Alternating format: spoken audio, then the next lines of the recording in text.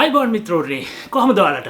ඔන්න ඉතින් දවස් කීපයකට පස්සේ ශ්‍රී ලංකන් පොඩ්කාස්ට් එක අරගෙන මම ආයෙත් ආවා ඔයාලව බලන්න රසඳුන YouTube channel එකෙන්. ඉතින් අද එපිසෝඩ් එක පටන් ගන්න කලින් හැමදාම කියනවා වගේ ඔයාලා තාම අපිව subscribe කරලා නැත්නම් දැන්ම ගිහිල්ලා subscribe button එක ඔබලා notification උත් on කරගෙන අපිත් එක්ක දිගටම රැඳී ඉන්න ශ්‍රී ලංකන් පොඩ්කාස්ට් එකේ රසවත් එපිසෝඩ් බලන්න. හරි එහෙනම් අද එපිසෝඩ් එක පටස් ගාලා පටන් ගමු.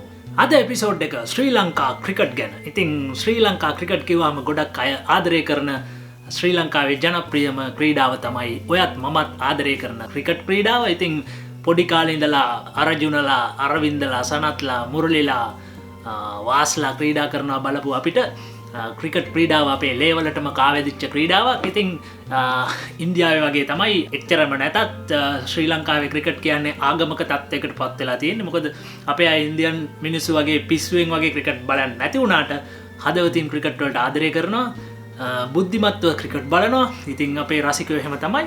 ඉතින් මමත් එහෙම තමයි. මං හිතනවා ඔයත් එහෙමයි කියලා. ඉතින් හැමදාම අපි බලාපොරොත්තු වෙන්නේ ශ්‍රී ලංකා ක්‍රිකට් අර්ජුන්ලා හිටපු කාලෙට වගේ උඩ මට්ටමකට යන්නේ කවදද කියලා. ඉතින් මේ දවස්වල නම් ශ්‍රී ලංකාවේ ක්‍රිකට් චුට්ටක් ඉදිරි පිම්මක් කරන් තියෙනවා. අපේ සනා බෝයි එහෙමත් නැත්නම් සනත් ජයසූරිය ශ්‍රී ලංකා ක්‍රිකට් පුහුණුකාරීත්වයට පත් වුණාට පස්සේ ඔහු උඩුගම් බලා පීනනවා කණ්ඩායමත් ඇදගෙන.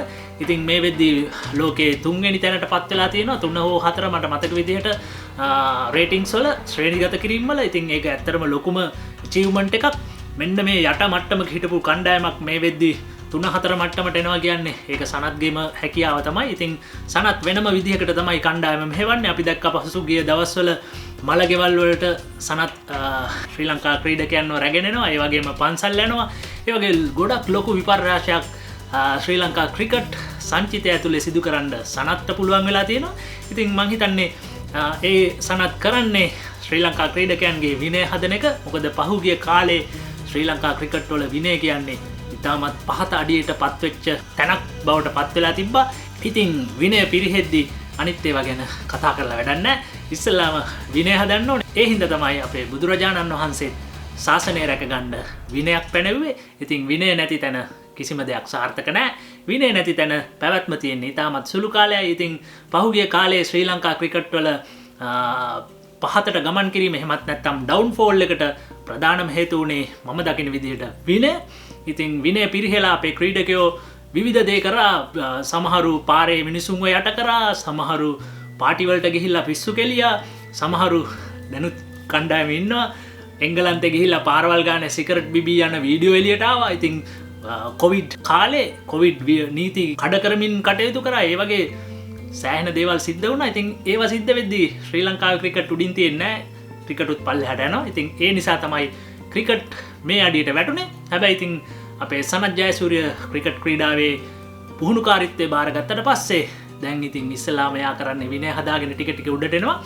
ඉතින් අපි බලාගෙන ඉමු අපේ සනත් අපේ ටීම් එක විනයත් හදාගෙන ටීම් එකත් හදාගෙන ඊළඟ ලෝක කුසලානේ හිමි පෙත්තටම යනකල් කුසලානේ අරගෙන ලංකාවට එනකල් අපි ආසාවෙන් බලාගෙන ඉන්නවා. ඉතින් අද එපිසෝඩ් එකත් ක්‍රිකට් විනය ගැන. ඉතින් මේක මං ඉස්සලාම නිවුස් එක කියවලා ඉන්නම්. ඉතින් මේ නිවුස් එක තියෙන්නේ අපි හැමෝම දන්න හිටපු ක්‍රීඩකයෙක් වෙන සචිත්‍ර සේනානායක ගැන. ඔහු ගැන පළවෙච්ච ඉතාමත් අභාග්‍ය සම්පන්න නිවුස් එකක්. මේක කාලයකට කලින් තමයි එළියට ආවේ.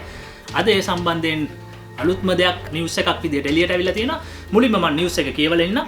හිටපු ජාතික තලයේ ක්‍රිකට් ක්‍රීඩක සචිත්‍ර සේනානායකට එරෙහිව 2020 වසරේ පැවති ශ්‍රී ලංකා ප්‍රීමියර් ලීග් ක්‍රිකට් තරඟාවලියේ තරඟ පාවා දීමට උත්සාහ කිරීමේ චෝදනා මත නීතිපතිවරයා විසින් හම්බන්තොට මහාධිකරණය හමුවේ අධිචෝදනා ගොනු කර තිබෙනවා. ක්‍රීඩා දූෂණ වැළැක්වීමේ පනත යටතේ ජාතික තලයේ ක්‍රිකට් ක්‍රීඩකයෙකුට එරෙහිව අධිකරණය හමුවේ නඩු පැවරුණු මෙරට ප්‍රථම අවස්ථාව මේ වෙන අතර අපරාධ නීතිය යටතේ දකුණු ආසියාවේ ජාතික දලයේ ක්‍රිකට් ක්‍රීඩකයෙකුට එරෙහිව තරඟ පාවා දීමේ චෝදනාව යටතේ නඩු පැවරුණු ප්‍රථම සිද්ධියද මේ බව නීතිපති දෙපාර්තමේන්තුව ප්‍රකාශ කරනවා. ඉතින් මේක ඉතාමත් බරපතල තත්ත්වයක්. ඉතින් අපි බලමු චෝදනාවල ස්වභාවය ගැන සඳහන් කරලා තියෙන්නේ මෙහෙමයි. 2020 වසරේ නොවැම්බර් 21 සහ 22 යන දිනවල මුරුසි දිවයිනෙන් සහ හම්බන්තොට පැවති ශ්‍රී ලංකා ප්‍රීමියර් ලීග් ක්‍රිකට් තරඟාවලියේදී සිදු බරපතල වරදක් පිළිබඳව මෙම නඩුවෙන් චෝදනා කෙරෙනවා. නීතිපතිවරයා විසින් ගොනු කරන ලද චෝදනාවලට අනුව සචිත්‍ර සේනානායක විසින් කොළඹ කිංස් කණ්ඩායම සඳහා තෝරාගනු ලැබූ ක්‍රීඩක තරිඳු රත්නායකට තරඟ පාවා දීමේ සඳහා යෝජනාවක් ඉදිරිපත් කර ඇති බව සඳහන් වෙනවා. එම යෝජනාව පිළිබඳව ජාත්‍යන්තර ක්‍රිකට් කවුන්සිලයේ දූෂණ විරෝධී ඒකකයට දැනුම් නොදෙන ලෙස තරිඳු රත්නායකගෙන් අයද සිටීම, ඔහුව පෙළඹවීම සහ ඊට අවශ්‍ය උපදෙස් ලබා දීම සම්බන්ධයෙන් සචිත්‍ර සේනානායකට ක්‍රීඩා දූෂණ වැළැක්වීමේ පනත යටතේ චෝදනා එල්ල වී තිබෙනවා. ඉතාමත් බරපතල චෝදනාවක්. තවද සයිඩ් නැමැති තවමත් අත්අඩංගුවට ගෙන නොමැති පුද්ගලයෙකු තරිඳු රත්නායක අමතමින් දැනටමත් කළමනාකාරීත්වය සමග කතා කර තිබෙනවා. ඔබට තරඟ ලැබෙනු ඇත. ඔබද ඔවුන්ට යමක් ලබා දිය යුතුයි යනුවෙන් කළ දැනුම් දීම ජාත්‍යන්තර ක්‍රිකට් කවුන්සිලයේ දූෂණ විරෝධී ඒකකයට වාර්තා කිරීම වැළැක්වීමට සචිත්‍ර සේනානායක කටයුතු කර ඇති බවද චෝදනා කර ලැබ තිබෙනවා. ඉතින් එහෙම තමයි චෝදනා ටික. ඉතින් අපි බලමු නීතිමය ක්‍රියාමාර්ග මොනවද කියලා මේ සම්බන්ධයෙන් ක්‍රියාත්මක වෙන 2019 අංක 24 දරන ක්‍රීඩා දූෂණ වැළැක්වීමේ පනතේ 5 වගන්තිය යටතේ සචිත්‍ර සේනානායකට චෝදනා එල්ල කර තිබෙනවා. ජාත්‍යන්තර ක්‍රිකට් කවුන්සිලයේ ක්‍රීඩා දූෂණ වැළැක්වීමේ ඒකකයට ලැබුණු පැමිණිල්ලක් මත පදනම්ව එම ඒකකයේ උපදෙස් අනුව මෙරට ක්‍රීඩා දූෂණ වැළැක්වීමේ විමර්ශනාංශය විසින් සචිත්‍ර සේනානායක මෑතකදී අත්අඩංගුවටගෙන කොළඹ මහාධිකරණයට ඉදිරිපත් කර තිබුණා. අත්අඩංගුවට ගැනීමෙන් අනතුරුව අධිකරණය විසින් ඔහුව මුලින් රක්ෂිත බන්ධනාගාර ගත කිරීමෙන් පසුව අප මත නිදහස් කර තිබෙනවා. විමර්ශන අවසන් වීමෙන් පසු ව්‍යවහාරික සාක්ෂි ඇතුළු අනෙකුත් සාක්ෂි අධ්‍යයනය කිරීමෙන් අනතුරුව අතිරේක සොලිසිටර් ජනරාල් සුමති ධර්මවර්ධන මහතාගේ මෙහෙයවීම යටතේ මෙම නඩුව ගොනු කර තිබෙනවා.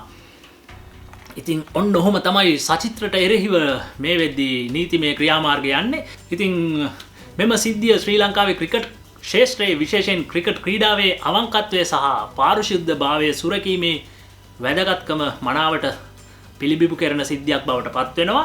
ක්‍රීඩා දූෂණ ක්‍රියා සම්බන්ධයෙන් රජය ගන්නා දැඩි ස්වභාවය සහ දැඩි ස්ථාවරය මෙයින් ප්‍රකට වෙන බව තමයි ගොඩක් අය කියන්නේ. සචිත්‍ර සේනානායක කියන්නේ ශ්‍රී ලංකා ක්‍රිකට් කණ්ඩායමේ හිටපු දක්ෂ ක්‍රීඩකයෙක්, ජාතික තලයේ ක්‍රීඩකයෙක්. ඉතින් ඔහුට එරෙහිව මෙවැනි බරපතල චෝදනා එල්ලවීම ක්‍රීඩා ලෝකයේ සැලකිය යුතු කම්පනයක් මේ වෙද්දී ඇති කරලා තියෙනවා කියලා තමයි ප්‍රකාශ වෙන්නේ. මේ නඩුවේ ප්‍රතිඵලය අනාගතයේදී ශ්‍රී ලංකාවේ ක්‍රිකට් මෙන්ම ශ්‍රී ලංකාවේ හැම ක්‍රීඩාවකටම ඉතාමත් ඍජු ලෙස බලපානවා. මොකද මෙයින් ලැබෙන ප්‍රතිඵලයත් එක්ක ගොඩක් අය ආය මේ වගේ වැරදි වැඩ කරන්න පෙළඹෙන එක අඩු වෙයි. බොහෝ දුරට මේ වෙද්දී දේශපාලකයොත් හිරේ යනවා. ඉතින් මේවා ඇත්තටම අගය කර යුතු ක්‍රියාමාර්ග. රජය කළත් කවුරු කරත් අපි මේක ගරු කරන්න ඕනේ. මොකද ඉස්සලාම දූෂණය නැති කරලා විනය හැදුව තැන තමයි මම ඉස්සලා කිව්වා වගේ දියුණුවක් තියෙන්නේ. රටක, ක්‍රීඩාවක, පවුලක හැමතැනම එහෙම තමයි.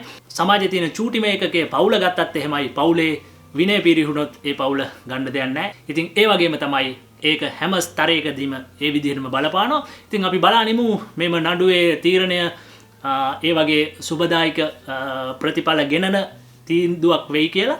ඉතින් මේ පියවර සම්බන්ධයෙන් මේ පියවර මගින් ශ්‍රී ලංකාව තුල පමණක් නෙවෙයි සමස්ත ක්‍රීඩා ප්‍රජාව තුලම ක්‍රීඩා දූෂණ ක්‍රියා සම්බන්ධයෙන් නැති ආකල්පය වෙනස් කිරීමට බලපායි. ලංකාව, ඉන්දියාව වගේ ආසියානු රටවල පවා. ඉතින් තරඟ පාවා දීමේ ක්‍රියා වැනි දේවල් වලට මේ මගින් දැඩි ලෙස බලපෑමක් එල්ල වෙනවා. ඉතින් ගොඩක් අය බය වෙයි. ඉතින් අපි බලනිමු ඉස්සලා කිව්වා වගේ මේකට සුබදායි තීන්දුවක් ලැබෙන්න කියලා. ඉතින් සචිත්‍ර ගැන අපිට දුකයි.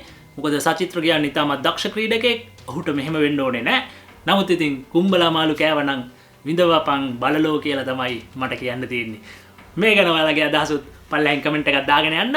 ඉතින් එහෙම තමයි ඔයාගේ මගේ මේ සංවාදයේ ඉස්සරහට කරගෙන යන්න පුළුවන් වෙන්නේ. එහෙනම් ඉතින් මේ එපිසෝඩ් එකෙන් මම සමුගන්නවා. ආයෙත් ශ්‍රී ලංකන් පොඩ්කාස්ට් එපිසෝඩ් එකකින් ඉක්මනින්ම හමු වෙනකල් ඔයාලා සතුටින් ඉන්න. ඔයාලට ජය වේවා.